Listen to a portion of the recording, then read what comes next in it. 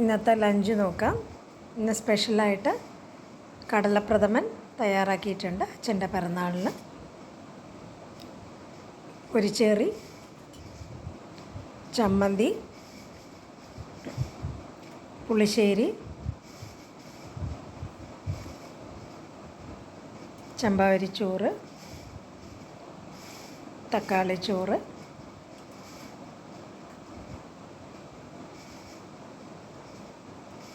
റൈത്ത. ഇന്ന് സ്പെഷ്യലായിട്ട് തയ്യാറാക്കിയ കടലപ്രഥമൻ, കൂടെ പപ്പടവും.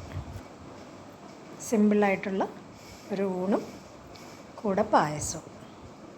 പൊരിച്ചേറി, ചമ്മന്തി, പുളിശ്ശേരി, റൈത്ത, ടൊമാറ്റോ റൈസ്, ചോറ്, പപ്പടം.